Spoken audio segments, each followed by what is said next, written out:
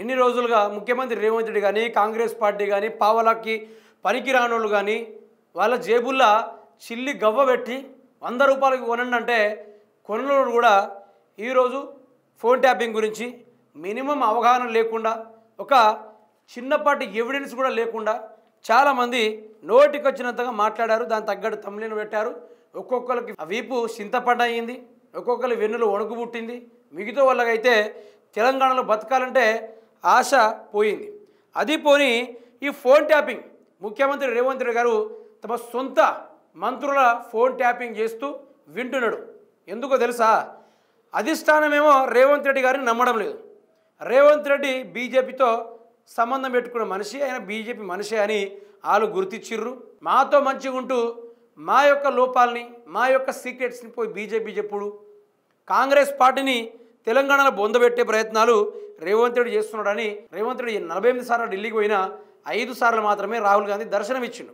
ఇటీవల కాలంలో అయితే 1 సంవత్సరం నుంచి అసలే కలవడం లేదు. అయితే మిగతా నేతలు భట్టి విక్రమార్క కావచ్చు, ఉత్తమ్ కుమార్ రెడ్డి కావచ్చు, జగ్గారెడ్డి కావచ్చు, వీళ్ళకు పోగానే అపాయింట్మెంట్ ఇస్తున్నారు, మాట్లాడుతున్నారు, ఫోటోలు దిగుతున్నారు, వస్తున్నారు. కానీ ముఖ్యమంత్రి రేవంత్ రెడ్డికి ఆ అదృష్టం దక్కట్లేదు. ఏమైందో ఒకసారి వినుకునే ప్రయత్నం చేద్దాం.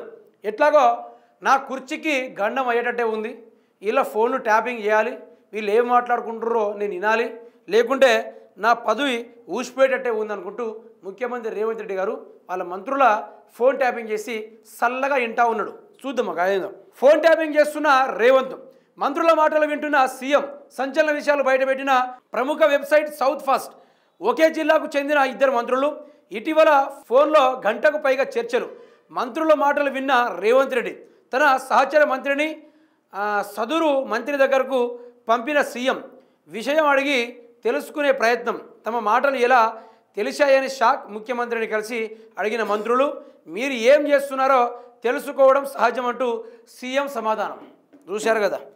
ఇక ఈయననే ఫోన్ ట్యాపింగ్ చేసి మంచిగా వింటూ ఆ ముచ్చట ఆ ఖమ్మం మంత్రులకు తెలవగానే, ఎవరై ఉంటారు ఇక మీకు తెలుసు కదా ఖమ్మం మంత్రులు, ఆడికి పోగానే ఎందుకు మా ఫోన్ ట్యాప్ చేసి ఉంటున్నారంటే, ఏం లేదు మంత్రులు ఏం చేద్దాం అనుకుంటున్నారు, నెక్స్ట్ ప్లాన్ ఏంది, రాష్ట్రాన్ని ఎట్లా దోసుకుందామనే ప్లాన్లా నాకు కూడా దోసుకునే పొత్తేమని ఉందా అని విన్న. దాంట్లో తప్పేముంది అనుకుంటూ ముఖ్యమంత్రి రేవంత్ రెడ్డి గారు చెప్పిన ముచ్చట. దీన్ని ఎల్లో మీడియానో, రేవంత్ రెడ్డి మీడియానో, V6 చీకట్లు వెదజల్లే వెలుగు మీడియానో గీయని రాయలేదు, ఈయని చెప్పలేదు.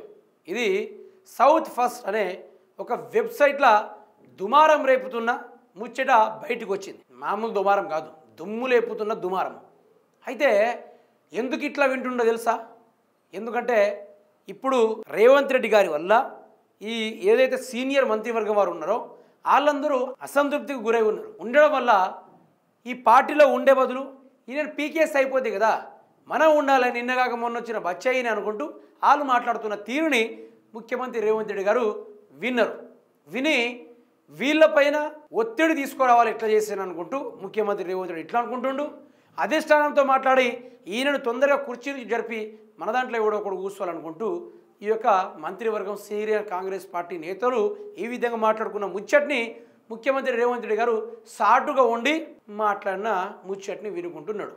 ఇప్పుడు దర్యాప్తు చేయాలి, ప్రశ్నించే గొంతుకలు కొన్ని ఉంటాయి. ఆ కోదండరాం కానీ మిగతా రామ్ కానీ ఆడెవడో ఉంటాడు, ఆ సామ్మోహన్ రెడ్డి కూడా ఈ కాంగ్రెస్ పార్టీ తరఫున కొందరు ఏదో అధ్యక్షుల టీపీపీసీలు చాలామంది ఉన్నారు. వాళ్ళు కూడా మాట్లాడే ఫోన్ ట్యాపింగ్ గురించి.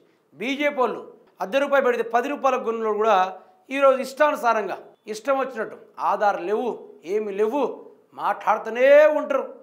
అట్లీస్ట్ అది ఏ వెబ్సైట్లో అయినా రావాలా, లేకుంటే పోలీస్ శాఖనే చెప్పింది ఫోన్ ట్యాపింగ్ జరగలేదు, కేటీఆర్ పైన ఎటువంటి ఆరోపణ లేదు, దానిపైన ఎటువంటి సాక్ష్యాలు లేవు అనుకుంటూ వాళ్ళు తేల్చి చెప్పేసిర్రు.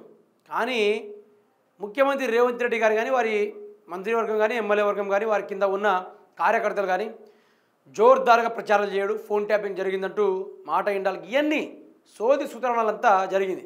కానీ అసలు ముచ్చట చూసుకుంటే రేవంత్ రెడ్డి పదవి గండం అయ్యేసరికి, కుర్చీ గండం అయ్యేసరికి ఈయనను ఎట్లా చేసైనా కింద పడేయాలి, మనం కూర్చోవాలనుకుంటూ చూస్తూ ఉన్నారు.